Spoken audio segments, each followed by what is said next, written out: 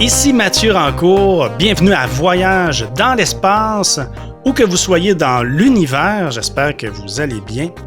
Je suis en compagnie de mon coéquipier, le journaliste scientifique, chroniqueur spécialisé en astronautique, Claude Lafleur, bonjour. Bonjour Mathieu, bonjour tout le monde.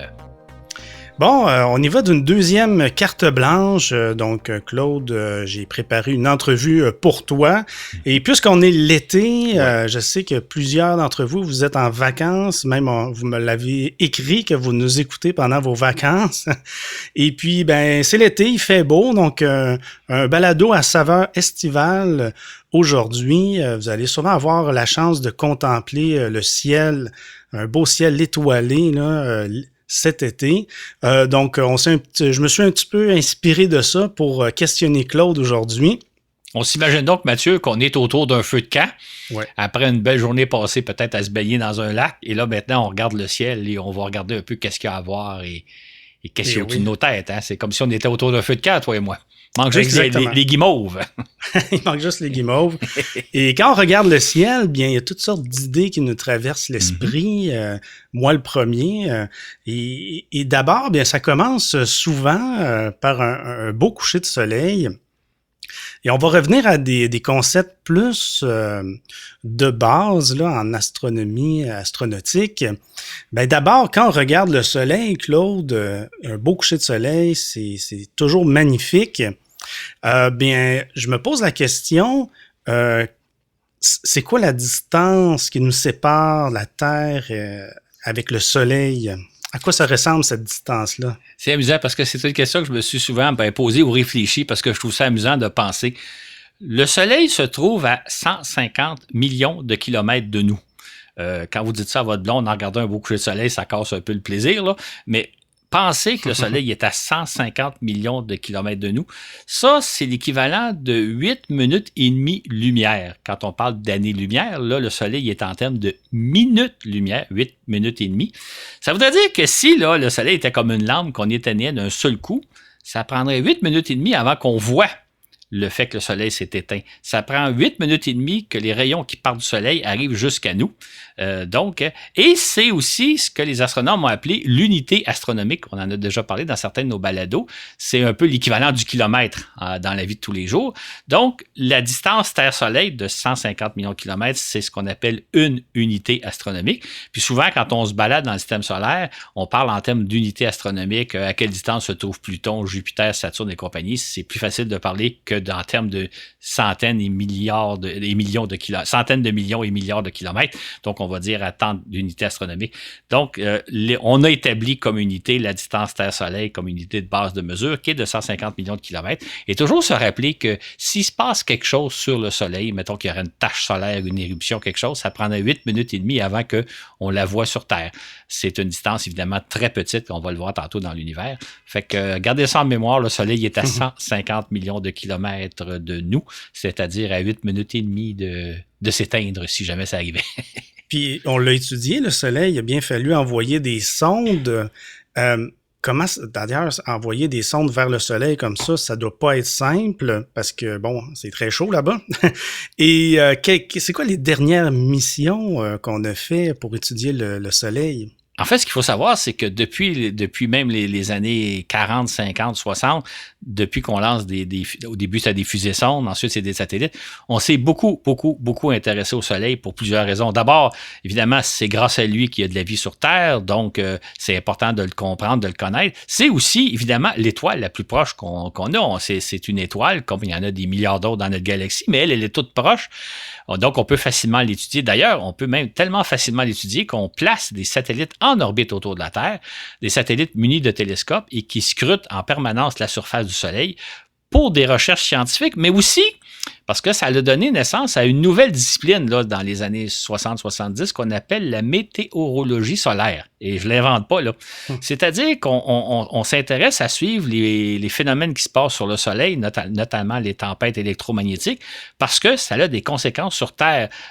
C'est les tempêtes électromagnétiques qui créent, entre autres, les aurores boréales. C'est elles aussi qui peuvent éventuellement bousiller nos systèmes électriques. Là, on a eu au Québec une panne majeure en 1989 parce qu'il y a eu une tempête solaire qui a interféré avec la grille électrique qui couvre le Québec.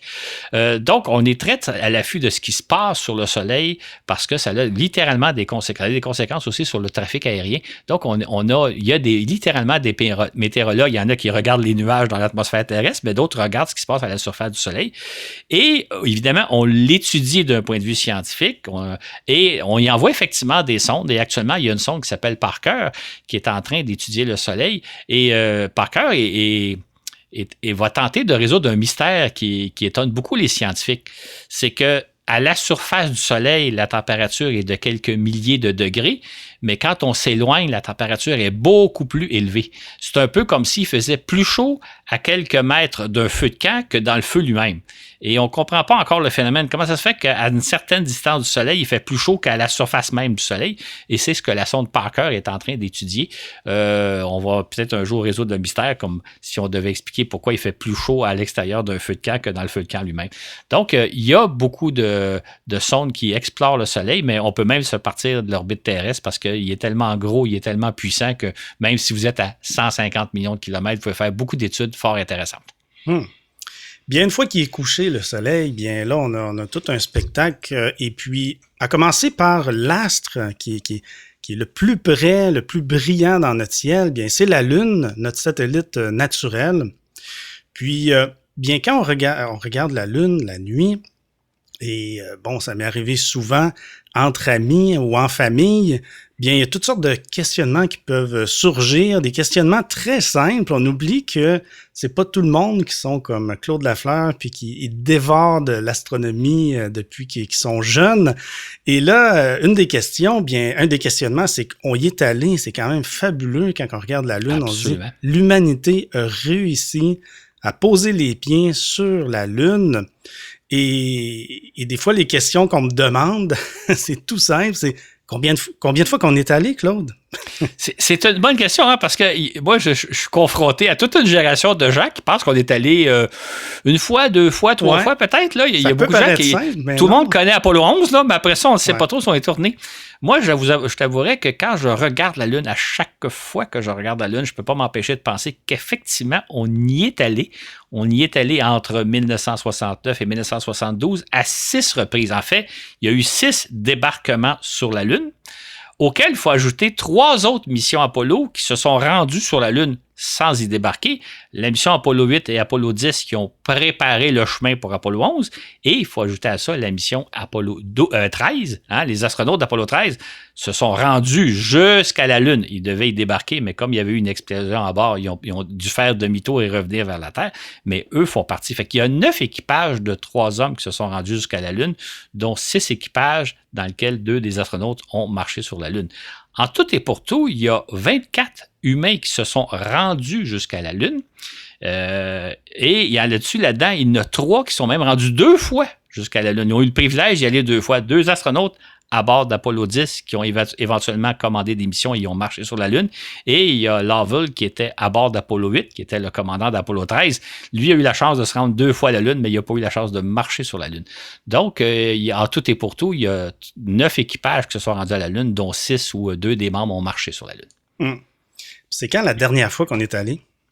C'était en décembre 1972. Ça va faire bientôt 50 ans, là, dans à peu près 1 an et demi. D'ailleurs, je pense qu'on va peut-être faire un balado à cette occasion-là pour le souligner. Fait que ça fait 49 ans qu'on n'a pas marché sur la Lune. Et à l'époque où Eugene Cernan et Harrison Smith ont marché sur la Lune, c'était le président Nixon qui était à la tête des États-Unis. Et le président Nixon a conversé avec eux quand il était sur la Lune. Et il a annoncé, le président Nixon, qu'on ne retournerait pas sur la Lune avant l'an 2000. On est en 1972. Et à l'époque, cette parole-là avait choqué un peu tout le monde. Nous sommes en 1972, ça se peut pas qu'on ne tournera pas sur la Lune dans les années 80-90. Or, Nixon a eu vraiment raison puisque 50 ans plus tard, on n'est toujours pas retourné, malheureusement. Effectivement. Et puis, quand on regarde ce beau ciel étoilé, bien, on peut avoir la chance d'apercevoir une étoile filante. C'est tellement magnifique, ça passe vite et peut-être parfois on fait un vœu quand ça arrive. Peux-tu nous rappeler, Claude, c'est quoi au juste une étoile filante? Qu'est-ce qui arrive? Un phénomène qui est assez hallucinant, c'est qu'à chaque jour sur Terre, il tombe 12 tonnes de poussière venue de l'espace. 12 tonnes à chaque jour. Cette poussière-là, ça peut être littéralement des grains de sable, ça peut être des petits cailloux là, gros comme le pouce, comme ça peut être des fois des rochers pas mal plus gros, genre un ballon de football, un ballon de foot, ou même l'équivalent d'une maison. Évidemment, plus c'est gros, moins il y en a, plus c'est petit, plus il y en a. Fait que les étoiles filantes, c'est littéralement des grains de sable ou des toutes petites roches qui rentrent dans l'atmosphère terrestre et qui brûlent. Donc, un peu comme on a vu quand les vaisseaux spatiaux rentrent dans l'atmosphère terrestre, s'ils n'étaient pas protégés, ils brûleraient. Donc, ce sont ce que vous voyez quand vous voyez une étoile filante, c'est littéralement quelque chose comme un grain de sable ou un petit caillou qui va brûler en quelques fractions de secondes ou en quelques secondes. Évidemment, plus la durée de ce que vous voyez est longue, c'est que plus le caillou était gros en quelque sorte. Fait que souvent, c'est des grains de sable, ça va être une fraction de seconde. Fait que si vous le voyez, puis vous dites à la personne qui est à côté de vous de regarder, elle n'aura pas le temps, là, ça va être déjà passé. Parfois, il va quelque chose qui va brûler pendant quelques secondes, peut-être même 10 secondes. Là, c'est un caillou relativement gros. Là. C'est un ballon, c'est peut-être même quelque chose de la grosseur d'une automobile. Là. C'est quand ça dure plusieurs secondes. Et si vous avez la chance, ça m'est jamais arrivé de voir ce qu'on appelle les bolides. Les bolides, c'est des gros cailloux qui pourraient être à peu près de la grosseur d'une maison, par exemple, qui rentrent dans l'atmosphère terrestre, qui se disloquent durant la traversée. Fait que là, on voit apparaître à un moment donné plusieurs cailloux de différentes tailles. Les plus gros vont peut-être finir par arriver au sol. Là, c'est ce qu'on appelle les météorites. Donc, on peut les recueillir. Fait que c'est tout ça qui nous tombe sur la tête. 12 tonnes de poussière spatiale qui, chaque jour, tombe sur la tête. Mais évidemment, la 99% brûle dans la haute atmosphère. On les voit jamais arriver jusqu'au sol. Fait qu'une étoile filante, c'est simplement un grain de sable qui rentre dans l'atmosphère et qui se consume. Eh bien. Un grain de sable, c'est tout de même toujours magique quand on aperçoit ça. Et quand même, il faut penser, quand je parle d'un grain de sable, c'est littéralement un grain de sable qui brûle peut-être à 50-60 km d'altitude et on le voit brûler, c'est-à-dire on voit une petite étincelle, on voit une petite lumière. C'est dire la chaleur qui se dégage d'un grain de sable pendant une fraction de seconde. Il est loin de nous, là. Il est à plusieurs dizaines de kilomètres, il est peut-être à 50, 60, 70 km d'altitude, il brûle et on le voit, évidemment. On parle d'un ciel où il n'y a pas d'autres lumières, où vous n'êtes pas en pleine ville, parce qu'en pleine ville, on ne peut pas les voir. Mais dans un beau ciel noir, vous voyez des grains de sable brûler à 50, 60, 70 km d'altitude. Mm-hmm. Eh bien, et quand on discutait de l'émission hier, tu as soulevé une idée que j'ai trouvée pas mal intéressante. J'aimerais que tu nous en parles. L'idée étant que quand on observe comme ça le ciel nocturne, eh bien, tu dis que ça comporte plusieurs illusions. Peux-tu nous parler de ça? Absolument. Quand vous regardez le ciel, ce que vous voyez n'existe pas. C'est quelque chose, c'est pas la réalité. Il y a plusieurs illusions qu'on voit en même temps. Suivez-moi bien parce que c'est vraiment, je pense, assez amusant comme propos. D'abord, quand on regarde le ciel, on peut avoir l'impression que toutes les étoiles sont à peu près à la même distance de nous. On ne voit pas de profondeur, on ne voit pas qu'il y a des étoiles plus loin ou plus proches de nous. D'ailleurs, les anciens imaginaient que le ciel était comme une espèce de dôme au-dessus de notre tête. Ils appelaient ça une voûte, la voûte céleste, c'est-à-dire un dôme sur lequel on avait piqué des petites lumières qui étaient les étoiles. Or, la réalité, c'est que les étoiles qu'on voit ne sont pas toutes à la même distance. Certaines sont plus proches de nous, d'autres sont plus loin. Donc, déjà là, il y a une profondeur dans le ciel qu'on ne peut pas saisir à l'œil nu parce que les distances des étoiles sont trop longues. L'autre illusion qu'on voit, c'est qu'on voit des étoiles des fois qui sont une à côté de l'autre. Là. Il y en a qui sont un peu plus distantes les unes des autres. Et ça nous permet d'ailleurs de faire des dessins, là, ce qu'on appelle les constellations. On va rajouter 3 étoiles. Ah, ça fait une ligne. 4-5 étoiles fait un triangle ou un rectangle, quelque chose comme ça. Mais les étoiles qui semblent les plus proches ne sont pas nécessairement véritablement l'une à côté de l'autre, alors que 2 étoiles qui peuvent sembler reliées à distance, il y en a une qui est à votre gauche puis une qui est à votre droite, sont peut-être beaucoup plus proches. Encore là, c'est le problème de la profondeur. Vous pouvez avoir 2 étoiles, une à côté de l'autre, mais une qui est beaucoup plus loin derrière, alors qu'une autre étoile qui est un peu plus loin est à peu près à la même distance que la première étoile que vous voyez. Donc, l'idée de voir des figures géométriques, puis de voir qu'il y a des étoiles l'une à côté de l'autre qui forment un triangle, puis d'autres qui forment un rectangle, puis d'autres qui forment une petite ligne droite, c'est purement une illusion parce qu'en réalité, ils ne sont vraiment pas l'une à côté de l'autre. Il faudrait tenir compte de la profondeur. L'autre chose qu'il faut dire, c'est que, une question qu'on peut se demander de façon générale, à quelle distance sont les étoiles que l'on voit dans le ciel? La réponse simple, c'est probablement quelques dizaines d'années-lumière de nous. C'est-à-dire, certaines des étoiles que vous voyez sont peut-être à 5, 6, 7, 8 années-lumière de nous. D'autres sont peut-être à 12, 15, 20, 30 années-lumière. C'est dans ces ordres-là. Là. Les étoiles que vous voyez sont donc situées à des distances très différentes, mais en termes de peut-être 5, 10... on va revenir tantôt, je pense, la plus proche étoile, mais la plupart des étoiles sont à 10, 15, 20, 30 années-lumière de nous. Celles qu'on voit à l'œil nu, là, tu sais. Maintenant, ça veut dire une chose. Quand une étoile est à 5 années-lumière de nous, ça veut dire que la lumière qu'on reçoit de cette étoile-là est partie il y a 5 ans. Elle a mis 5 ans pour arriver jusqu'à nous. Juste à côté, il y a une autre étoile qui, elle, se trouve à être à 15 années-lumière. Ça veut dire que la lumière partie de cette étoile-là a pris 15 ans pour arriver jusqu'à nous. Puis un peu plus loin, il y a une autre étoile qui semble à la même distance par rapport à ce que nous, on voit à l'œil nu, qui est peut-être à 30 années-lumière. Donc, la lumière vue de cette étoile-là a mis 30 ans à nous parvenir.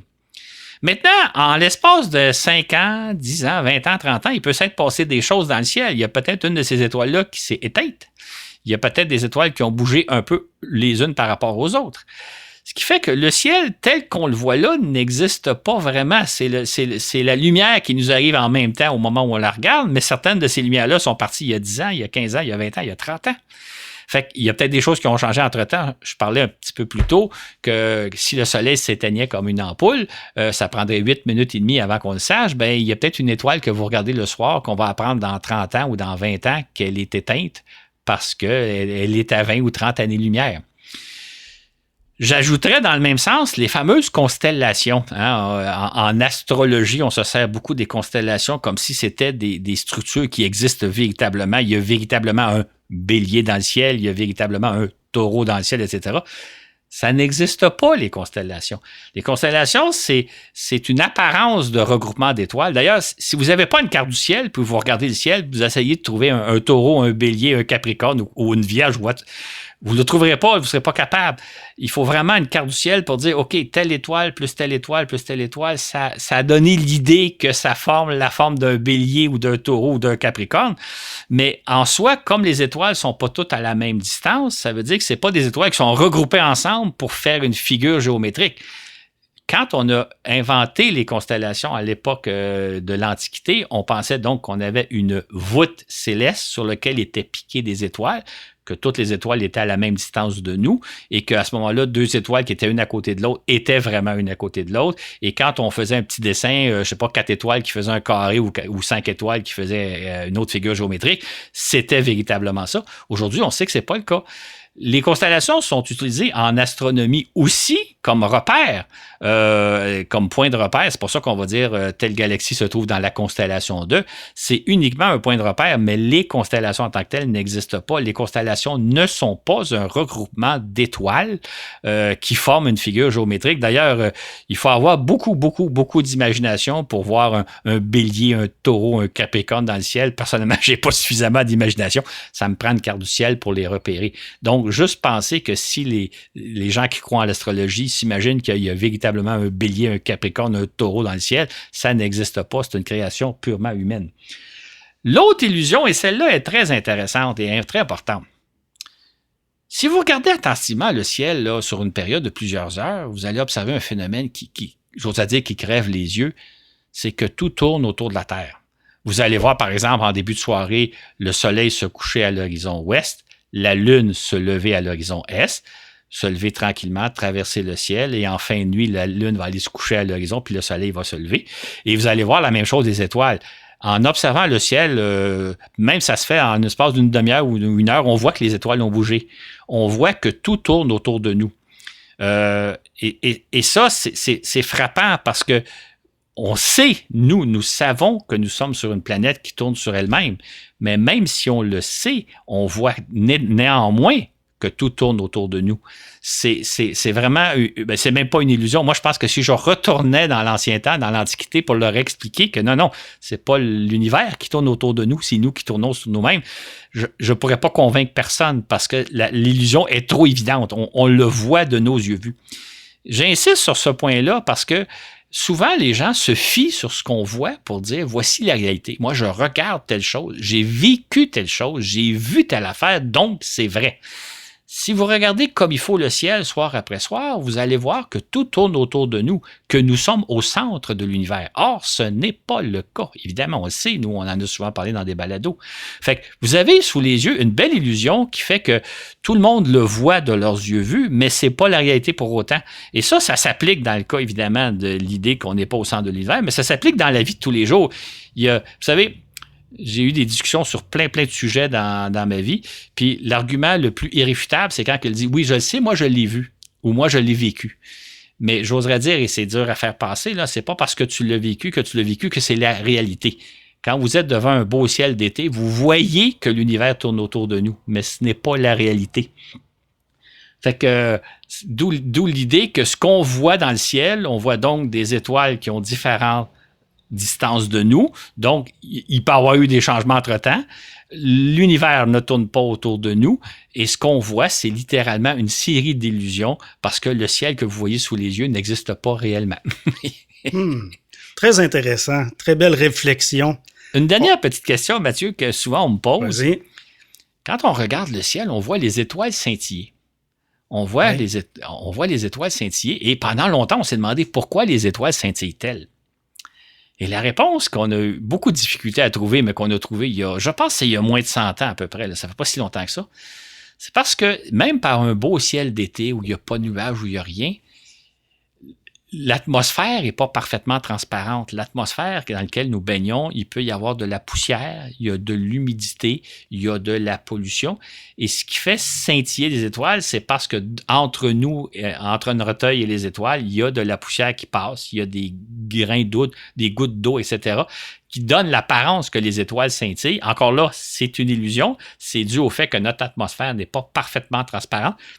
Si vous alliez sur la Lune, par exemple, vous ne verriez pas les étoiles scintiller parce qu'il n'y a pas d'atmosphère. Donc, encore là, c'est une illusion. Une chose qui n'est pas une illusion, un dernier point, Mathieu, c'est si vous regardez attentivement, vous pouvez voir des étoiles de couleurs différentes. Les étoiles ne sont pas toutes blanches ou jaunes comme on voit. Certaines sont colorées. C'est pas une illusion, ça dépend de la nature de l'étoile. J'expliquerai pas ça ici pour l'instant. Mais c'est vrai que si vous regardez attentivement, certaines étoiles vont avoir une teinte un peu rouge, d'autres étoiles vont avoir une teinte un peu bleue.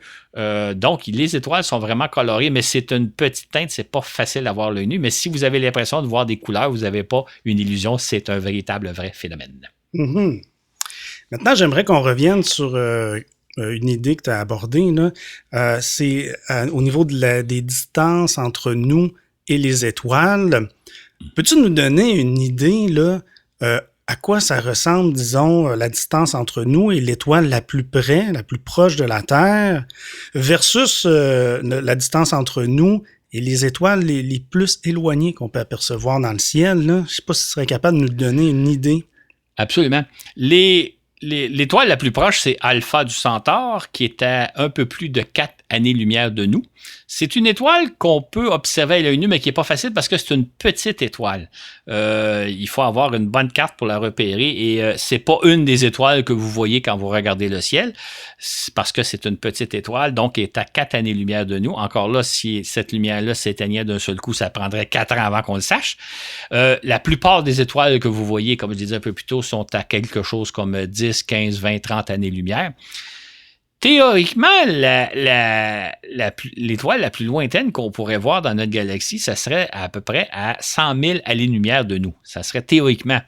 Mais en pratique, c'est que dans la galaxie, comme on en a déjà parlé, il y a beaucoup de poussière, il y a beaucoup de matière, ce qui fait que les étoiles lointaines, on ne peut pas les voir, en tout cas surtout pas à l'œil nu, puis même au télescope, c'est tout un défi de voir certaines des étoiles les plus lointaines.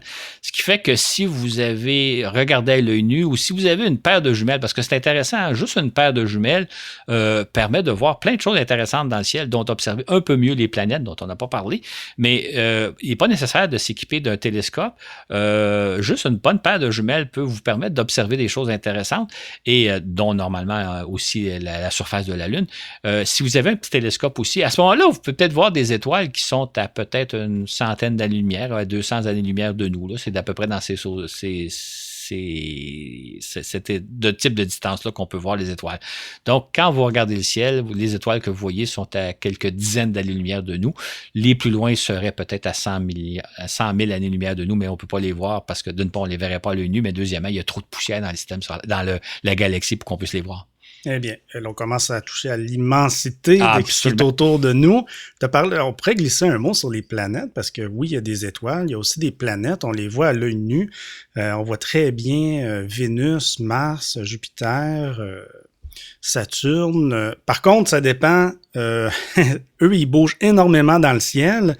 Il existe des applications aussi très simples sur votre téléphone. Sûrement, vous êtes au courant, mais bon, qui nous permettent d'identifier qu'est-ce qu'on voit dans le ciel. Puis, les planètes, on les voit très bien aussi, mais parfois, on peut les confondre avec les étoiles. Pourtant, c'est tout près de nous. C'est quand même drôle. Absolument. En fait, un détail, un mot sur les applications. Je m'y connais pas très bien parce qu'en ville, je les vois pas beaucoup, mais il y a des applications absolument géniales. Vous indiquez exactement où vous vous trouvez en termes de GPS, là, votre latitude et votre longitude.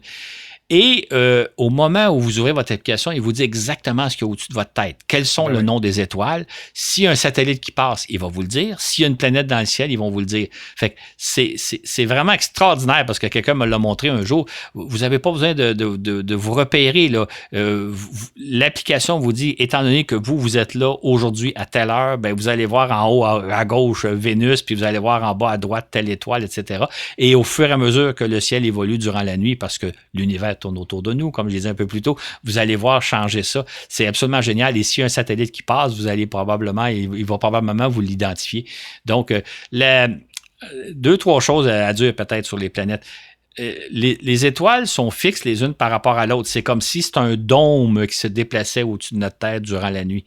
Les planètes se déplacent plus rapidement. Pas au point où vous allez pouvoir les voir se déplacer à l'œil nu, mais vous allez voir au cours de la soirée et surtout de nuit à l'autre qu'elles n'occupent pas la même place par rapport aux étoiles que vous avez repérées. Autrement dit, si vous voyez, par exemple, Mars à côté d'une certaine étoile un soir, le lendemain ou 2-3 soirs plus tard, vous allez voir qu'elle est un peu plus loin. Ça a beaucoup fasciné les anciens parce qu'ils disaient, OK, il y a un grand nombre de petits points lumineux qui sont piqués sur un dôme, donc la voûte céleste, et il y a une demi-douzaine de planètes. Planète, ça veut dire, c'est dévié d'un mot grec qui veut dire vagabond. Il y avait comme une demi-douzaine de vagabonds dans l'espace qui, elles, se promenaient différemment des autres étoiles. Ça a pris du temps avant qu'on comprenne que, dans le fond, ces planètes-là tournent autour du Soleil et que nous sommes l'une de ces planètes-là. Fait que les planètes se déplacent... au cours de la nuit, vous pourrez voir une différence, mais c'est surtout d'une nuit à l'autre. Une autre catégorie, c'est les satellites. C'est-à-dire que là, les satellites, eux, ils traversent le ciel assez rapidement. En l'espace d'à peu près 1 minute ou 2, vous allez voir un point partir d'un horizon puis s'en aller à l'autre horizon. Ça, c'est un satellite. Donc, lui, on le voit facilement se déplacer dans l'espace, comme je vous dis, en quelques minutes. Et ce que vous voyez probablement, là, de façon générale, c'est pas véritablement un satellite opérationnel comme on lance, mais probablement plus l'étage de la fusée qui a servi à lancer des satellites. Parce que les étages de fusée sont beaucoup plus gros que les satellites. Les étages de fusée, ça a la dimension, par exemple, d'un autobus, pour donner un exemple, alors que les satellites ont plutôt la dimension d'une automobile. Donc, il est plus facile de voir l'étage de fusée traverser le ciel parce qu'il est beaucoup plus gros. Fait que ce que vous voyez probablement passer, là, sans aller dans le détail, c'est probablement un débris spatial, un étage de fusée qui va éventuellement rentrer dans l'atmosphère et se consumer. Ça se peut aussi que vous voyez passer un satellite, donc un petit machin, un petit instrument qui a peut-être à peu près une petite lumière. Il faut rappeler aussi qu'il faut être loin des grands centres là, pour pouvoir voir ça. Et moi, je voyais des lumières clignoter dans un beau ciel noir sur la côte nord. Là. C'est ça. Donc, ouais, on est capable de les voir, c'est assez impressionnant. C'est ça, exactement. Fait que quand ça clignote, c'est souvent un étage de fusée qui a peut-être à peu près les dimensions d'un autobus qui culbute sur lui-même, puisqu'il n'est pas stabilisé, donc il va un peu à la chose. Donc, le fait de clignoter, c'est probablement un étage de fusée, mais avec les applications, vous avez possiblement, je ne sais pas s'ils identifient même les étages de fusée, parce que je sais qu'on identifie les satellites, mais ça peut être intéressant d'avoir l'application qui nous dit « Ah, c'est le satellite tel qui passe » ou « C'est un débris spatial » ou c'est une planète si ça se déplace très, très lentement dans le ciel. Donc, il y a beaucoup de choses à voir si vous avez la chance, effectivement, de voir un ciel loin des villes, loin des lumières. Là, il faut surtout pas qu'il y ait de lumière. On parlait tantôt d'un feu de camp. C'est pas une bonne idée d'être à côté d'un feu de camp. Aller au large, aller à un endroit où il n'y a aucune lumière et prenez le temps que votre œil s'habitue à la noirceur. Parce qu'au début, vous ne verrez pas nécessairement tant de choses que ça parce que votre œil est un peu ébloui par la lumière d'où vous venez. Mais après 5 ou 10 minutes, là, vous allez avoir une très bonne vision. Vous allez voir des choses remarquables. Ah, c'est un spectacle magnifique, là, puis ça coûte rien en plus. C'est gratuit. Absolument. La seule condition, c'est que ça prend une très bonne météo. Autre détail intéressant, si vous avez la chance d'observer le ciel quand la Lune n'est pas là, quand on est en période de nouvelle Lune, parce que la Lune, c'est comme un gros projecteur qui éblouit un peu tout. Donc, si vous êtes en période de pleine Lune, c'est un beau moment pour regarder la Lune, mais c'est pas un beau moment pour regarder l'ensemble du ciel. Si vous êtes en période de nouvelle Lune, là, quand la Lune n'est pas encore éclairée par le Soleil, là, vous allez voir beaucoup plus de choses. Donc, surveillez sur vos calendriers ou sur Internet, vous allez souvent trouver quelles sont les phases de la Lune. Et s'il y a des soirs où il n'y a pas de Lune dans le ciel, là, la Lune est nouvelle, là, à ce moment-là, vous allez avoir un beaucoup plus beau ciel. Tout à fait. Et puis, bien, quand on regarde les étoiles comme ça dans le ciel, eh bien, c'est toutes des étoiles de notre galaxie, la Voie lactée. Claude, il y a combien environ d'étoiles dans notre galaxie? Je suis content que tu me demandes le environ parce que la réponse, c'est entre 100 et 400 milliards d'étoiles. Pourquoi un chiffre aussi peu précis? C'est pour une raison bien simple. En fait, c'est assez amusant. Hein?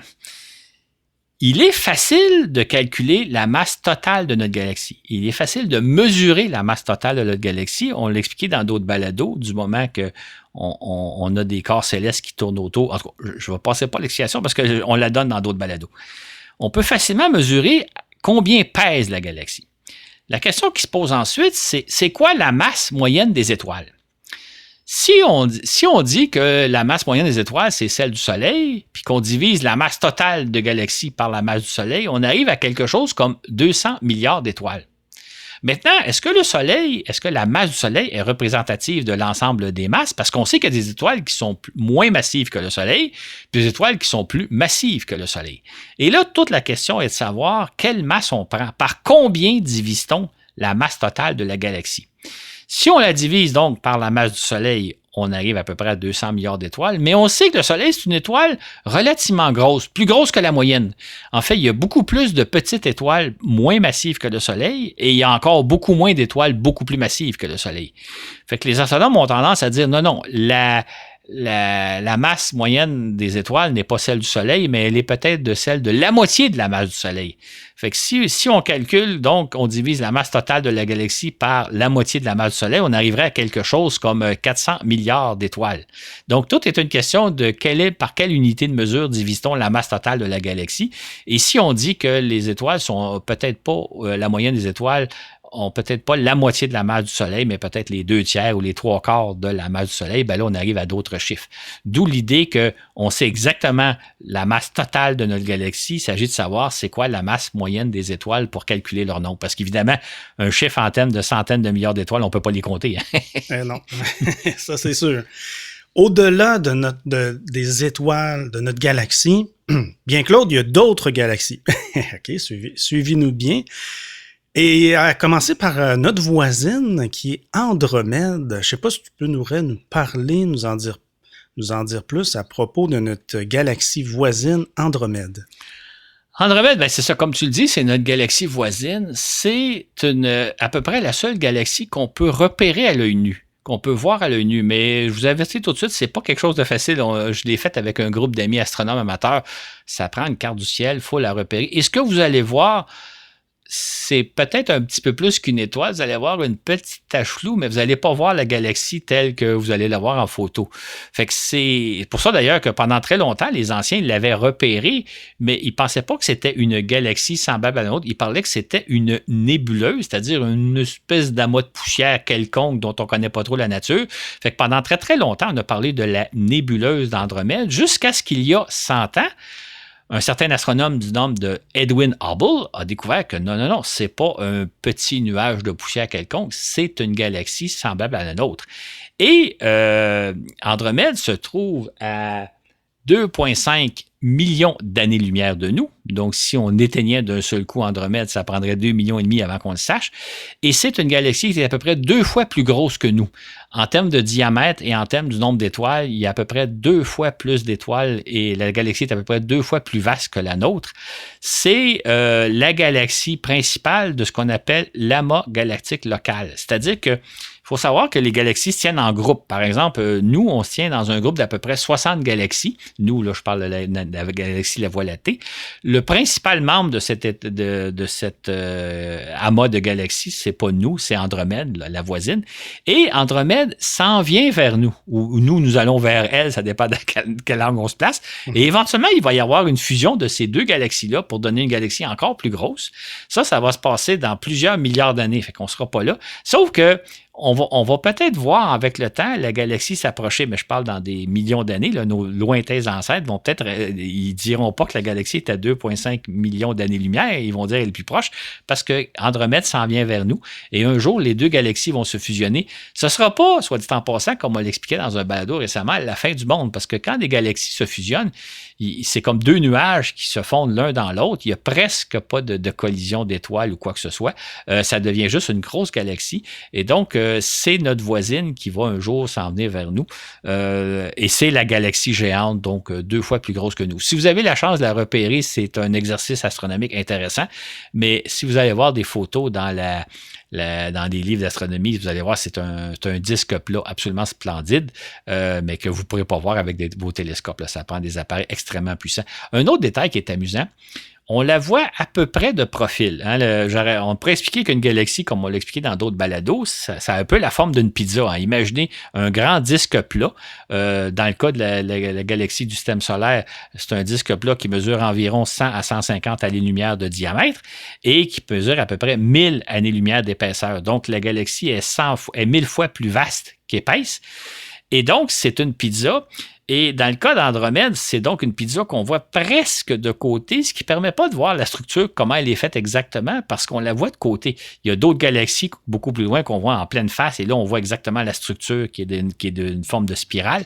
Dans le cas d'Andromède, on la voit trop de côté pour savoir exactement comment elle est faite, mais ça nous donne une idée de comment notre galaxie aussi est faite, c'est-à-dire que c'est littéralement des pizzas qui flottent dans l'espace cosmique. OK. Donc là, on a parlé de la Voie lactée, on a parlé de notre voisine Andromède. Chaque galaxie, on peut penser qu'ils ont des milliards d'étoiles. Il y a des galaxies plus petites, des plus grosses. Bon, ça va. Claude, combien on pense qu'il y aurait de galaxies dans l'univers? Encore là, le nombre varie, dépendamment de comment on calcule les choses, mais le nombre simple, je vous dirais, des milliards de galaxies. Milliards de milliards. Des milliards de milliards. Et là, je vais me permettre de rappeler un petit truc que j'avais mentionné une fois ou deux dans des balados. Quand on parle de millions puis de milliards, c'est des nombres astronomiques qu'on ne comprend pas trop la différence. Et je donnais toujours un petit truc. Si on s'imagine la différence entre 1000 secondes, 1 million de secondes et 1 milliard de secondes. OK? 1000 secondes, c'est 15 minutes, un quart d'heure. 1 million de secondes, c'est 2 semaines. OK? Un quart d'heure, c'est 1000 secondes. 1 million de secondes, c'est 2 semaines. Et 1 milliard de secondes, c'est 32 ans. OK? Autrement dit, c'est vraiment pas la même chose quand on parle de millions et de milliards. Fait que quand je dis qu'il y a des milliards de galaxies, c'est littéralement un nombre inimaginable.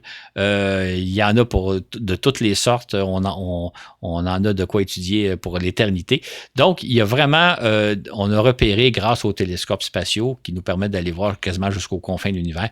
Il y a des milliards de galaxies. Et comme je vous dis, le chiffre milliard, c'est beaucoup parce que la différence entre millions et milliards, c'est 2 semaines en termes de secondes ou 32 ans. Donc, il y a un nombre autrement dit, pratiquement infini de galaxies, même si c'est un nombre limité quelque part, mais tellement grandiose qu'on ne peut pas le fixer.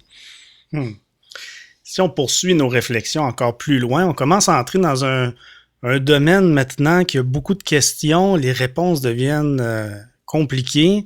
Parfois, ça devient presque des suppositions, des hypothèses, des réflexions ou de la philosophie. Claude, une question que souvent on m'a posée ou j'ai réfléchi avec des amis. Au coin d'un feu? Sur le coin d'un feu, encore une fois. On est toujours là, on n'a pas bougé. On n'a pas bougé.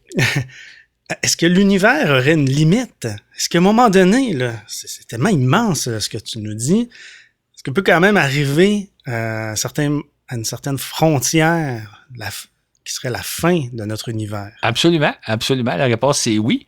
Parce que on en parlait un jour du fameux Big Bang. Hein. On sait que l'univers a comme, entre guillemets, parce que certains astronomes n'aiment pas le terme, là, comme l'univers a explosé il y a 13,7 milliards d'années.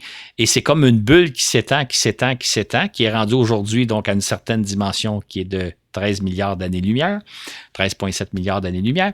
Donc, l'univers a une dimension limitée. C'est une bulle qui a une dimension limitée. Maintenant, les gens vont dire, OK, il y a une limite. Qu'est-ce qu'il y a au-delà de ça? Ben, il n'y a rien. Parce qu'un peu comme, un jour on en parlera comme il faut, avant le Big Bang, il n'y avait rien. Fait que l'univers a une certaine dimension, mais comme une bulle qui a grossi, qui a grossi, qui a grossi, puis qui continue de grossir, mais il n'y a pas au-delà autre chose. Donc, il y a une limite, mais dites-moi pas qu'est-ce qu'il y a après, il n'y a rien. OK? L'univers, c'est l'univers, mais l'univers a une limite. C'est une bulle qui a une certaine dimension en termes de milliards d'années-lumière, mais au-delà de cette dimension-là, il n'y a rien d'autre, là. Oui. On est en cosmologie, Mathieu. Oui. Sauf qu'on a tous entendu parler des univers parallèles, hein? Oui. La théorie des univers multiples. Claude, ça se pourrait-tu que à cette fameuse frontière, tu dis qu'il n'y a rien, ça se pourrait-tu qu'il y ait d'autres univers? Là, on rentre dans le domaine purement de la spéculation. Moi, je te dirais de façon générale que j'embarque pas tellement là-dedans parce que c'est comme on peut dire un peu n'importe quoi et ça repose sur certaines théories.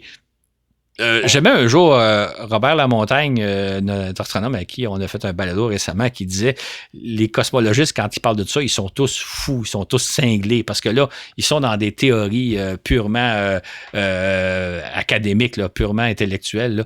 Là. On peut imaginer plein de choses. J'oserais tendance à dire que notre univers est tellement grand, tellement complet, qu'il y a tellement de choses à découvrir que l'idée qu'il y aurait peut-être d'autres univers parallèles et autres, là, on est purement dans la spéculation et on peut pas dire non, mais il n'y a rien sur lequel ça repose et on pourra jamais, à ma connaissance, là, jamais le démontrer s'il y a d'autres univers. C'est autre chose, c'est quelque chose. Fait que là, on est dans la spéculation pure. Moi, je ne crois pas qu'il y a de... On peut imaginer n'importe quoi, là. Moi, je crois pas qu'il y a d'autres univers. Déjà, le note est assez intéressant. Moi, je m'en contenterais bien, mais libre aux gens de spéculer. Puis, il y a des livres qui sont écrits là-dessus. Mais moi, pour ce que j'ai pu lire dans ma vie, on est rendu dans quelque chose de tellement complexe, de tellement un exercice pur. Je vais vous donner un exemple beaucoup plus simple. On sait qu'on vit dans un monde en 3 dimensions. Il y a la hauteur, l'épaisseur et la largeur. On peut même rajouter comme 4e dimension le temps. Là. Albert Einstein a dit que le temps était aussi une dimension. Donc, on est dans un univers de 4 dimensions. Mathématiquement, on s'imagine, moi j'ai fait des études en mathématiques, on s'imagine un monde à 10 dimensions, à 50 dimensions, à 100 dimensions. C'est des exercices mathématiques amusants, mais la réalité, c'est qu'on vit dans un univers de 4 dimensions. Et imaginez qu'il y en a une 5e, une 6e, une 7e, une 8e, une 9e, une 10e. Ben oui, c'est un jeu intellectuel, mais sans plus. Là. Pour moi, c'est un peu ça l'idée d'avoir des univers parallèles. Peut-être, là, mais on est dans un jeu purement intellectuel dans lequel j'ai pas... Moi, je trouve que l'univers est suffisamment intéressant pour m'en tenir à celui-là. Ben, c'est sûr. Ça donne le vertige et Absolument. Ça dépasse notre capacité, ça dépasse notre entendement. Absolument. On s'est rendu... Oui, juste un dernier point. Un jour, on va faire un balado sur le Big Bang. Donc, l'univers a commencé il y a 13,7 milliards d'années. De penser qu'avant, il n'y avait rien, ça dépasse l'entendement. C'est choquant comme idée. Et quand vous parlez à des astronomes, et je me suis amusé à le faire, des fois, je les fais un peu sortir de leur gars en disant, non, mais on ne peut pas accepter cette idée-là. Ils vont me dire, avant l'univers, il n'y avait rien. On est déjà là dans une idée qui est difficile à accepter. Fait que quand on va dans l'idée d'univers parallèle et autre chose, ben là, on embarque. Déjà, de comprendre l'univers dans lequel on est, pour moi, c'est suffisant. Ouais. On s'est rendu le plus loin qu'on pouvait en termes de distance. J'aurais peut-être une dernière question pour toi, Claude. Tu parlais du Big Bang qui serait le début de l'univers. C'est la théorie la plus plausible. Maintenant, est-ce que tu penses qu'il pourrait y avoir une fin de l'univers? Ça, c'est intéressant comme question. Hein? Il y a 3 réponses possibles. Hein? Si on imagine, pour faire simple, que l'univers a commencé il y a 13,7 milliards d'années, c'est une bulle qui s'étend, la question peut se demander, est-ce que la bulle va s'étendre infiniment ou est-ce qu'à un moment donné, après avoir grossi, elle va se mettre à se recroqueviller sur elle-même et faire ce qu'on appelle un big crunch, donc tout l'univers se refermerait comme il a éclaté il y a 13,7 milliards d'années. Donc, est-ce qu'on a affaire à un univers ouvert, donc qui va s'étendre jusqu'à l'infini? Est-ce qu'on a affaire à un univers fermé, c'est-à-dire un jour, il va se recroqueviller sur lui-même pour redevenir la particule qu'il était au départ? Ou, la troisième hypothèse, est-ce qu'on serait dans un univers un peu comme stable, à savoir, il va toujours exister, il se refermera, il s'étendra pas jusqu'à l'infini, mais il va toujours exister. Si on prend la première théorie, qui est l'univers ouvert, l'univers, théoriquement, va se disloquer, il va s'étendre jusqu'à l'infini. Un jour, il n'existera plus. Il va être totalement dissous, en quelque sorte, dans une immensité infinitésimale. Donc, un jour, peut-être que l'univers la bulle va être rendue tellement grande que toute la matière va s'être éparpillée en microparticules.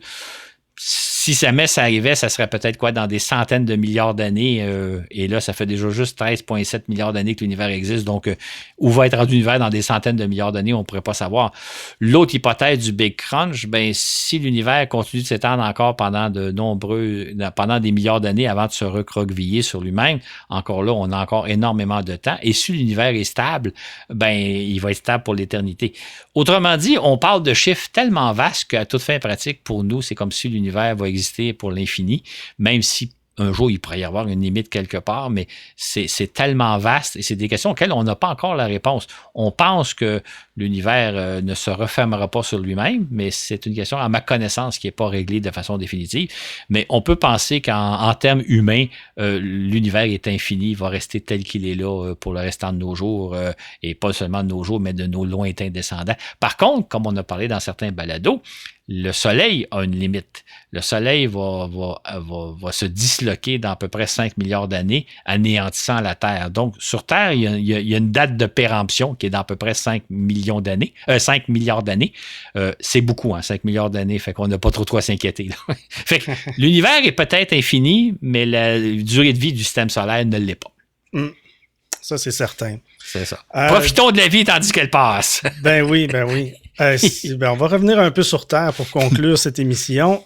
Merci beaucoup, Claude. C'était vraiment, je pense, intéressant. Je veux en profiter pour souhaiter un bel été à tous nos auditeurs. Et je sais que les vacances sont particulières cet été. Je sais pas en Europe, je pense que ça doit être un peu similaire à nous, mais les gens ici au Québec vont voyager énormément au Québec, puis vont beaucoup aller en région. On dirait que les vacances sont vraiment le bienvenu. Là. Tout le monde va en profiter pleinement avec tout ce qu'on a vécu avec la pandémie. Donc, on souhaite à tous nos auditeurs un bel été. Absolument. Et un peu comme tu te laisses entendre dans l'ensemble du balado, si vous avez la chance de vous rendre dans un endroit où il n'y a pas de lumière, puis de regarder le ciel, même sans aucun équipement, même en sachant pas exactement ce que vous observez, laissez-vous flotter, laissez-vous rêver devant l'immensité de ce que vous avez sous les yeux.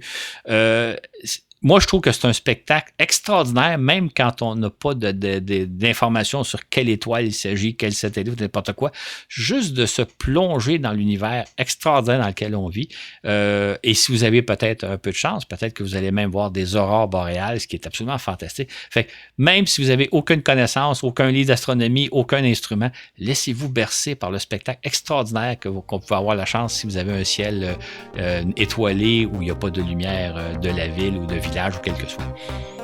Tout à fait, on se le souhaite. Merci, Claude. Ça me fait plaisir. Bonnes vacances à tous. Parlant de vacances, on prend une petite pause. En fait, on saute une séquence. Donc, vous les patrons sur Patreon, cette émission s'est parue le 18 juillet. Nous serons de retour le 15 août. Et ceux qui nous écoutent gratuitement, bien, c'est paru cette émission le 1er août et nous serons de retour avec une nouvelle émission le 5 septembre. Voilà. Je veux remercier 3 nouveaux patrons-patronnes. Bienvenue à bord à Louis Comtois, Florent et Olivier Péchard.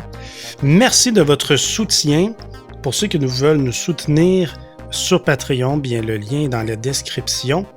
Pour 5$ et plus, vous avez toutes nos exclusivités et vous avez surtout les émissions à l'avance. Merci à vous et merci pour vos beaux messages aussi. Souvent, c'est un lieu où vous nous écrivez des messages vraiment bien sur notre boîte de messagerie sur Patreon. Voilà, c'est ce qui met fin à cette émission. Je veux remercier tous nos patrons, nos patronnes qui nous supportent. Donc, vous êtes 103, je pense, en ce moment, au moment que j'enregistre la conclusion. Donc, merci à vous tous. C'est ce qui met fin à ce voyage dans le ciel. Je crois que c'était vraiment une belle émission estivale. J'espère que vous avez apprécié. Sur ce, que vous soyez dans l'univers, je vous dis à la prochaine pour un autre voyage dans l'espace.